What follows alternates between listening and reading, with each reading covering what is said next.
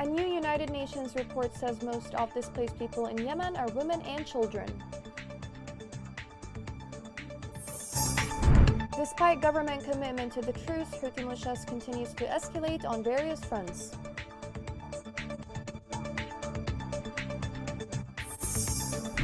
Graduates of military colleges in Aden protest against delayed salaries and urge Presidential Council to take immediate action. Welcome to Yemen Today TV. This is the English news with me, Shaza Abdelbaei. The Secretary General of the Gulf Cooperation Council, Naif Al-Hajraf, affirmed the Council's support for all efforts aimed at enhancing security and stability in Yemen. During his meeting with UN Special Envoy Hans Grunberg, the two parties reviewed the UN efforts to end the conflict in Yemen, especially the implementation of the truce. The meeting stressed the importance of advancing relief operations in Yemen. A UN report showed that 77% of internally displaced people in Yemen are women and children. This report has more details. A new report released by the United Nations Development Programme has said that an estimated 77% of the 4.3 million people displaced in Yemen are women and children. Ma'rib hosts over 60% of all Yemeni refugees and asylum seekers who escaped the hell of Houthi militias that turned the country to one of the world's largest humanitarian crises. The report also revealed that an estimated 8.1 million women and girls of childbearing age require help accessing reproductive health services, including antenatal care, self-delivery services, postnatal care, family planning, and emergency obstetric and newborn care. Among them are 1.3 million women who will deliver in 2022, of whom 195,000 are projected to develop complications requiring medical assistance to save their life and that of their newborns. Also, over 1 million pregnant and breastfeeding women are projected to experience acute malnutrition sometimes in the course of 2022. Due to extreme shortages of essential medicines, supplies, and specialized staff, only 1 in 5 the functioning facilities is able to provide maternal and child health services, the report said. It also showed that 19 out of 22 governorates face severe shortages in available maternity beds. In addition, an estimated 42.4% of Yemen's population lives more than 1 hour away from the nearest fully or partially functional public hospital.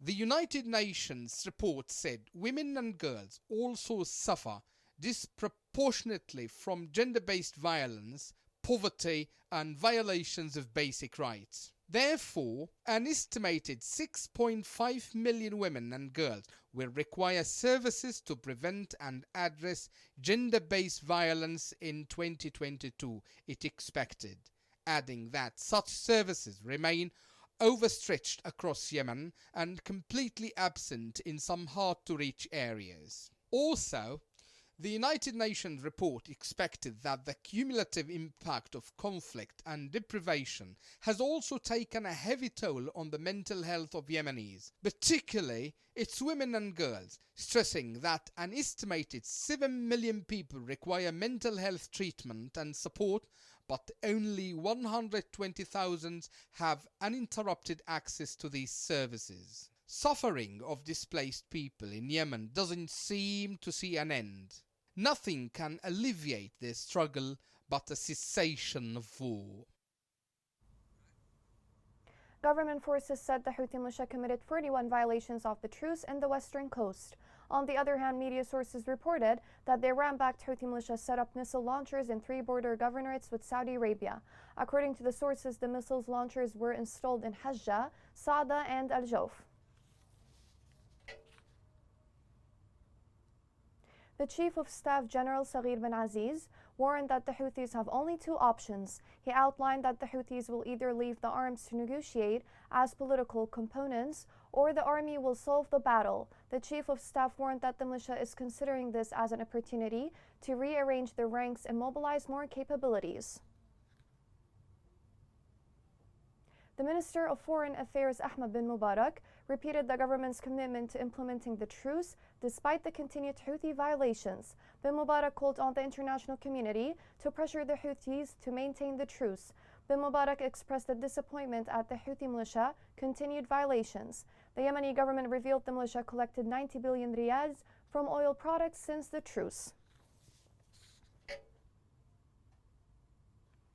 Since the announcement of the UN truce, Houthi militia has continued to escalate in various fronts, deploying different weapons. This comes amid total government commitment to the truce. This report has more details.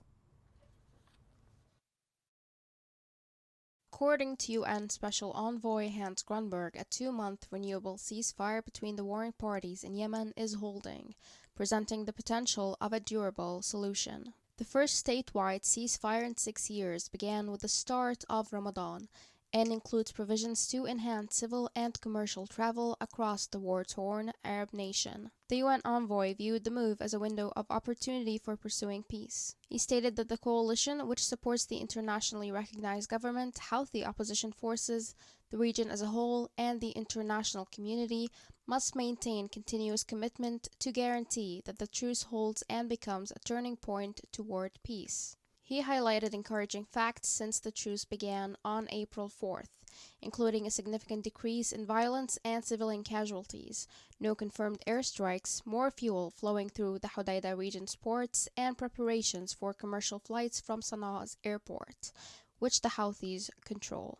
Reports of military actions near Ma'rib, on the other hand, must be handled through the truce procedures, or risk triggering a new escalation. The truce's first aim is to loosen restrictions on the movement of commodities and citizens. The UN envoy said the work is underway to get flights to and from Sanaa's airport back on track as soon as possible. Another objective is reaching a deal to unblock highways in the contentious Taiz region. He noted that the truce, a product of the parties' agreement and the long-standing and relentless efforts of Yemeni civic actors, youth organizations, and women peace activists to end the conflict, is still fragile and temporary. He stated that during his recent trip to Muscat and Sanaa, the Houthi-held capital, parties reaffirmed their commitment to all areas of executing the truce while discussing future measures for strengthening and extending it. Mr. Grunberg described the following weeks as a test of the parties' commitment to respect their agreement and establish truce and confidence in the fragile accord as a unique opportunity to pivot towards a sustainable and peaceful future.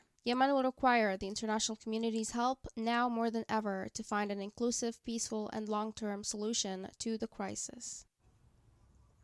In Taiz, dozens of citizens protested in front of the local authority building, denouncing the repeated attacks on lands and properties. In the same protest, people demanded authorities to carry out their responsibilities to protect citizens.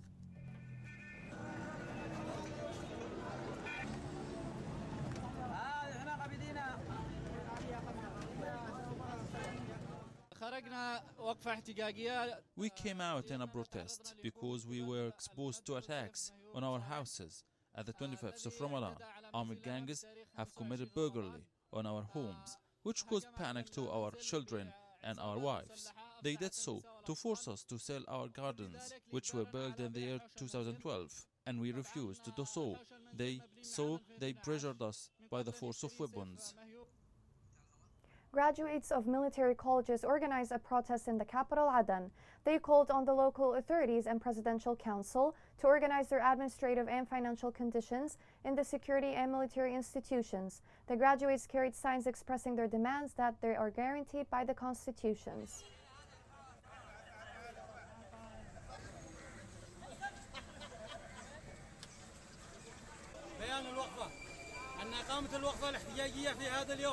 This protest coincides with the 4th year since graduation of the batch. We coordinated our efforts to come together today to call for our legitimate demands after life became hard and no one responded. The situation became even harder and more complicated, and there is negligence from all parties. We've been patient for 4 years now. We didn't receive any attention from concerned authorities. We should stick to our hope of setting up regular armed forces. We're sending a message to the Leadership Council of the state. We've completed all procedures that allow us to be promoted as officers. The financial procedures for that promotion haven't been taken yet to increase our financial incomes. Therefore, we call on the PLC to swiftly address the Ministry of Finance to raise our financial situation. Coming next. People in Andola Governorate struggle to have access to drinking water.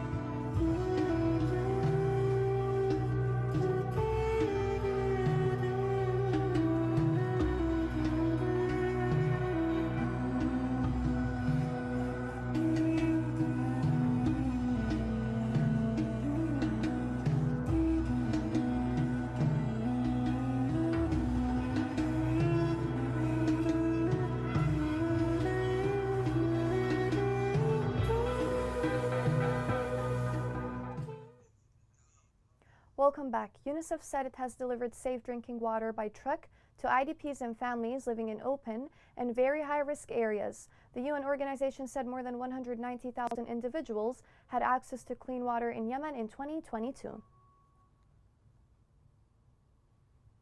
The water crisis deepened in Al Dala with the increase in the price of water transport vehicles. This report has more details.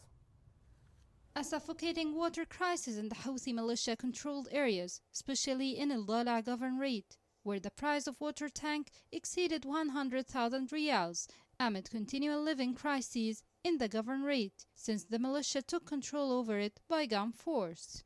The suffering of Al Dala people didn't stop at the division and diaspora caused by the Houthi militia, but the condition of the citizen has passed through the stages of losing the most basic essentials of life, such as water, the crisis of which has intensified recently. The water crisis has led to many consequences, including the cessation of the government water network project from pumping, amid suspicious silence of the General Administration of Water Corporation in the governorate, which didn't commit to its responsibilities in restarting the water project for citizens. It's worth noting that the salary of government and private employees doesn't cover the cost of obtaining drinking water, especially in light of the lack of it in the surrounding areas of the city, and that members of the same family are working in more than one profession to confront the crisis that is added to the economic, health, and other crises. It has become difficult to obtain drinking water, with the sellers resorting to transporting goods from remote areas, mostly from the countryside of the districts of Al-Shu'aib and Qataba. And thus the crisis is exacerbating day after day, with the cessation of pumping government supply networks in recent years, while the Ministry of Water and its public institution keep ignoring the appeals of citizen complaints. The water crisis has also extended to the center of Qataba, with the closure of its northern and western borders, and its transformation into heavily armed military areas affiliated with the Houthi militia, who often launch attacks from time to time in an attempt to control the district and expand towards the governorate center. Again, vehicles lined up in long lines in front of gas stations in the capital Sana'a to obtain oil derivatives. This comes at a time when the official spokesman for the oil company, which is under the control of the Houthi militia, announced that the supply situation is stable. This report has more details. Dozens of vehicles lined up again in long queues in front of fuel stations at the capital Sana'a. Sources warned that the Houthi militia loyal to Iran will create a new round of fuel crisis. Eyewitnesses in Sana'a said dozens of vehicles stopped in front of fuel stations to obtain oil derivatives. This comes at a time when the official spokesman for the oil company, which is under the control of the Houthi militia, announced that the supply situation is the same. The Houthi militia has fabricated a stifling fuel crisis over the past period, with the aim of officially raising its prices and making profit by selling fuel on the black market at double prices. According to sources, the militia confiscates large quantities of fuel arriving through the port of Hodeida and unload them into its military supply without paying their prices. Under the truce in Yemen between the government and the Houthi rebels announced last month by the United Nations Special Envoy for Yemen, Hans Grunberg, the opening of Hodeida port is stipulated. This should allow for the entry of humanitarian aid and oil derivatives through Hodeida port. Residents of the Yemeni capital and the rest of the areas under their control are suffering from a stifling crisis in fuel, which is usually available on the black market at very high prices. Healthcare services due to the war have worsened dramatically. This has cast a shadow on citizens who struggle to have access to medical care. This report has more details. 4 years of pain passed from the life of the young man Ayman Hanshi in Hadramaut Governorate due to the pulmonary disease that he suffered, which made him live with many aches in light of his inability to travel for treatment and bear the high costs. Suddenly, after a life full of giving, activity and creativity, the young man in his 30s, Ayman from Sayoun, suffers from pulmonary disease, which made him live a life surrounded by misery and pain and with the fear of death at any moment. It all started with some coughing and chest pain. I suffered a lot during this time. I had to see a doctor here in Sayoun. He asked for some labs and CT scan. After, I got diagnosed with pulmonary fibrosis. I was receiving my treatment in the medical centers here and I got better. But then, months later, my condition got a lot worse and now it's been 4 years. I can't live without oxygen device. I walk, sleep and go to the bathroom while keeping the oxygen on. But I thank God for everything. For 4 years, Ayman has been living a bitter struggle with pain, as medical tests proved that he needed a lung transplant at a very high cost that prevented him from getting treatment as he can't afford it, which made him remain a prisoner suffering silently and trying to live with his aches. He's been suffering from pulmonary fibrosis for 4 years now. His condition is getting worse. We just hope he can get some fresh air, even if it's for a few minutes. But he can't, as his life totally depends on the oxygen device. We hope that Al Malik Salman Relief Center to fund his treatment, as it's very expensive and he's unable to afford it. Our income is very limited. We can hardly provide some food and a living to our family, but the treatment and the medication is really so expensive. I want to breathe normally and be able to walk without difficulty, but I thank God for everything. I'm 33 years old and I'm still young and I just want to have a normal life and to be able to walk in the streets like other normal people do. I am married and I have 2 children, a boy and a girl. They are very supportive. Ayman's life with illness is a life full of aches and fears. He no longer hopes for the whole life but to find someone to help him get a treatment, especially since he does not leave the artificial oxygen tube for 1 minute and his condition is deteriorating day after day. So Ayman is waiting for a helping hand to help him overcome the pain so that he can return to his normal life, his family and his children. Here's a reminder of the main headlines. A new United Nations report says most of displaced people in Yemen are women and children. Despite government commitment to the truce, Houthi militia continues to escalate on various fronts.